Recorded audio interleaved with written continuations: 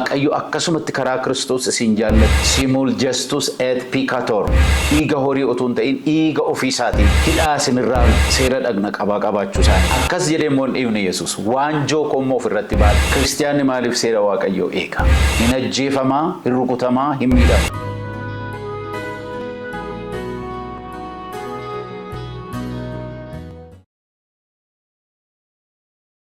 Gooftaatti kan jaalatamtan daawwattoota keenya nagaan waaqayyoo araarri isaa isiniif haa ta'u jechaa barsiisa keenya yeroo darbe dhaabnee turre itti fufnaa.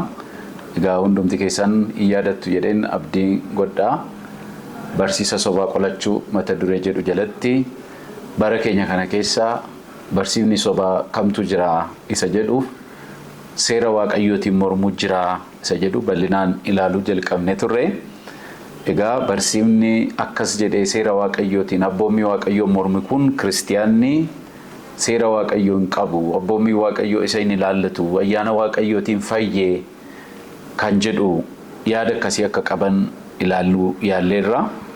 Jarreen kun barsiisa isaanii bal'inaan kan isaan irratti bu'uuressan ergaa Phaawulos gara warra Roomaatti ergee fi warra Galaatiyaaf ergee irratti xiyyeeffachuun seerri diigameera yookiin seera jala hin jirtanii ayyaana waaqayyoo jala jirtu isa jedhu akka malleetti hiikanii warra barsiisan jechuu keenya.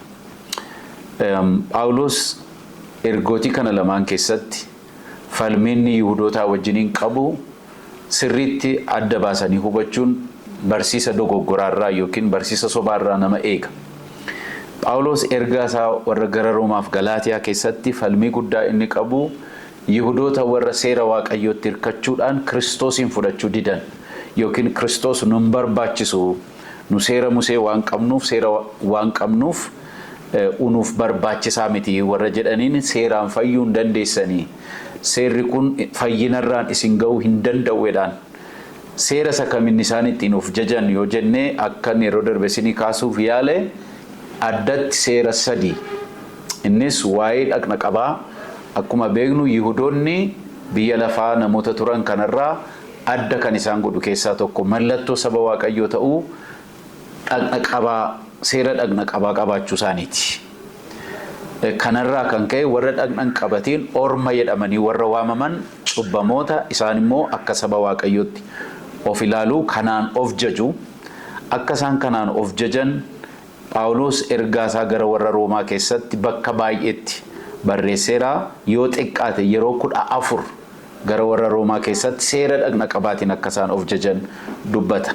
Gara Galaatiyaa keessatti immoo yeroo 13 macaafa kana yoo qorattaniin argitu dhaqna qabaadhaan of jaju seera dhaqna qabaa qabu. Inni kan biraan seera nyaataa qabu nyaata filatanii nyaatu dietary law isa jedhamu. Waan nyaatamuuf waan hin nyaatamne akka seeraatti qabu kanaan warra kaan irraa adda waan ta'aniif wanta kanaan baay'ee akka isaan of jajan warra kaan irratti ergaan Phaawulos gaarii godhee nuuf mul'isa jechuudha. Kabiraa kan isaan ittiin of jajan waa'ee guyyaa sanbataa yookiin guyyaa torbaffaa jabeessanii eeguu irratti warri Yihuudootaa warra kaan irraa adda seerri isaan ittiin of jajan kana. Ergaan Phaawulos gara warra Roomaaf gara Galaatiyaa irratti xiyyeeffatu seera waaqayyoo abboommii waaqayyoo isa fedha waaqayyoo baatu morma utuu hin ta'in Yihuudoota jarreen kanaan seera dhaqna qabaa seera sanbataa seera nyaataa kanaan of jajuudhaan Kiristoos nun barbaachisu warra jedhan isaaniif akka inni ciminaan barreessu sagalee waaqayyoo kana yeroo qorannu hin arganna jechuudha. Walumaa galatti macaafonni ergootiin kun lamaan seera waaqayyoo abboommii waaqayyoo mormutuun ta'in seera ittiin of jajanii Kiristoos irraa ittiin baqatan sana kun isin hin fayyisu seerri qofti isin hin fayyisu gara Kiristoositti dhufuudhaan fayyitu jedhee Phaawulos akka ittimu hubachuu dandeenya jechuudha. Walumaa galatti kiristiyaanni maaliif seera waaqayyoo eega? Eega ayyaana waaqayyootiin fayyee. Kiristiyaanaa fi seera maaltu walitti fidaa? Warra darbe warra bara kakuusa duraa keessatti seera waaqayyootiin jiraatanii wajjin kan keenya addaddummaan isaa maaliree gaaffiin jedhu yoo ka'e gaaffii sirriidha. Unuuf warra fayyineef ayyaana waaqayyootiin Kiristoos Yesuusitti warra amanneef nuyi seera eegnee ittiin fayyuuf otoo hin ta'in waan fayyineef seera waaqayyoo eegna. Seeraan fayyuudhaaf isa eegna otoo hin ta'in akka namoota fayyeetti eegna. Seera eegnee waaqayyo duratti fudhatama ittiin argachuuf otoo hin ta'in waaqayyo duratti fudhatama waan arganneef. Kanaaf Phaawulos ergaa isaa gara warra Efesoon boqonnaa 5 lakkoofsa 1 irratti akkas jedha. Akka ijoollee jaallatamootti fakkeenya waaqayyoo fudhadhaa. Kiristoos akkuma nu jaallate isinis immoo jaalalatti jiraadhaa jedha. Itti fufee inni aarsaa fooliinsaa tolu qalma waaqayyoof dhiyaatu godhee nuuf jedhee dabarsee of kenneera. Akka warra waaqayyoof qulqullaa'anitti jiraadhaa malee halalummaan xuraa'ummaan hundinuu sassatis isin gidduutti hin dhaga'amin iyyuu. Dubbii galateeffachiisu malee dubbiin gurratti hin tolle, dubbiin midhaan hin qabne, qoosaan hin taanes hin dubbatamin. Namni halaleen yookiis xuraa'aan yookiis sassataan mootummaa Kiristoosiif mootummaa waaqayyootti galuu akka hin dandeenye beekaa. Namni sassataan waaqayyolii tolfaman waaqessuu isaatii jedha.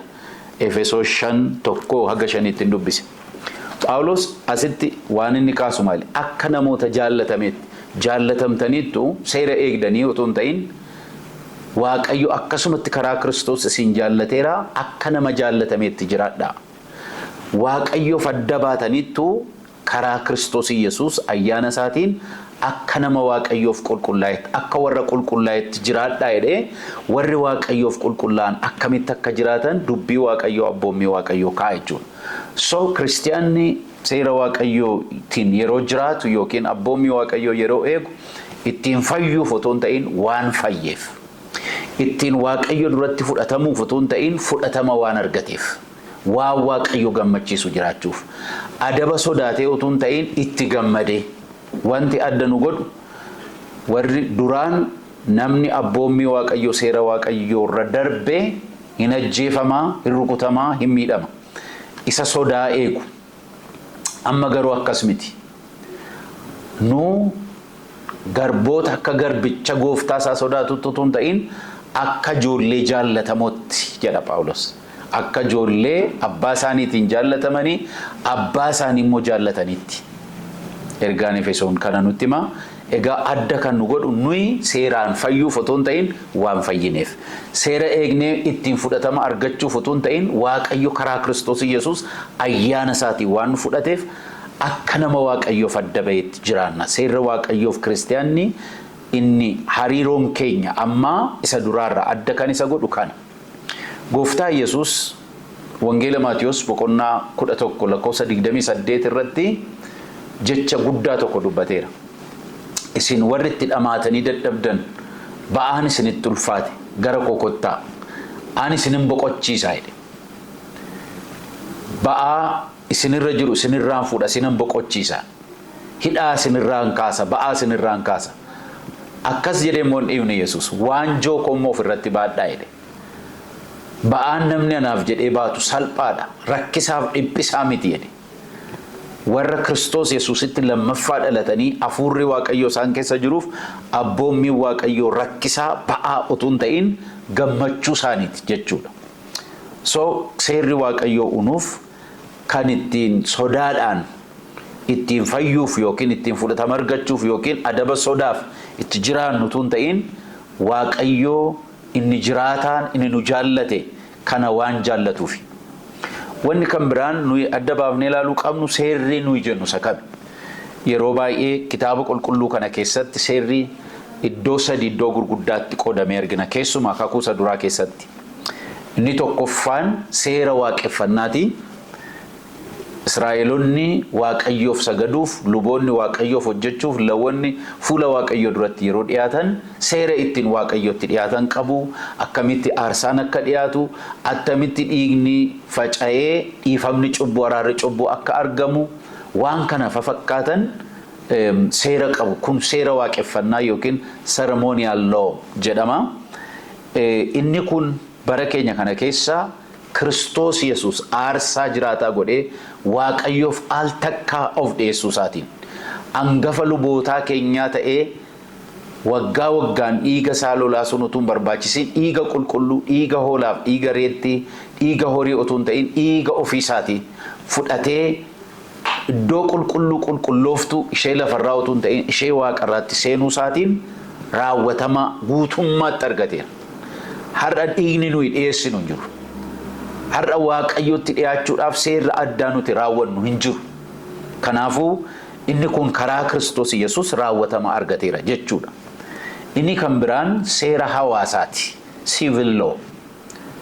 Macaafa qulqulluu kana keessa warri abboommii waaqayyoo irra yoo darbe namni isa waaqayyo abboome cabsee darbee daangaa darbee waa waaqayyoof hin taane waa waaqayyoo duratti fudhatama hin qabne waa waaqayyoon eekkamsiisu yoo nama irratti godhe maaliin murtii argata? Namni ija namaa jaamse, namni ilkaan namaa cabse, namni waan namaa hate badii kana fakkaatu namni raawwate maaliin murtii argata isa jedhu as keessa caafame jira. Israa'el teokirasii yookiin immoo bulchiisa waaqayyoo jala waan turaniif seera isaaniitiif seera yakkaa seera adda addaa asuma keessaa qabu. Nummoo akka sabaatti amma namni tokko yoo yakka hojjete seerri isa gaafatu seerri biyyaa jira.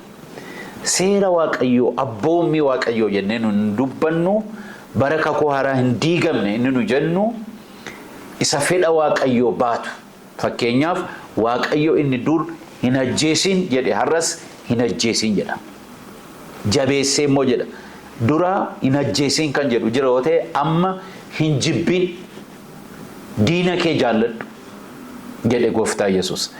Hin ejjin inni waaqayyo jedhe ammas hin ejjin jedha.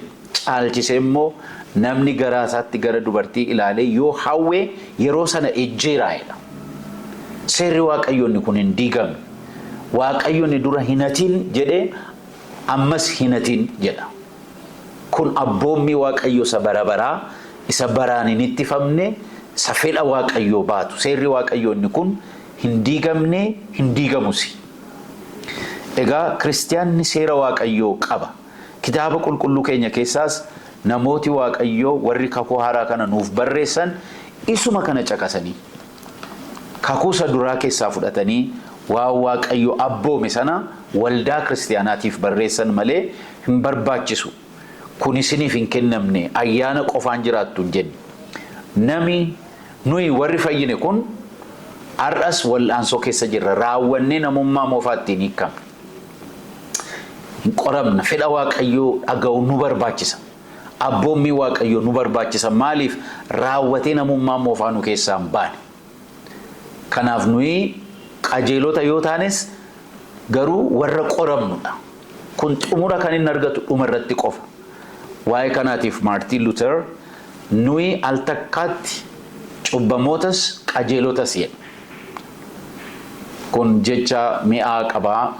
Maartiin Luuter yeroo baay'ee kan fayyadamu warri barumsa macaafa qulqulluu baratan simul justus et peccator inni jedhamu.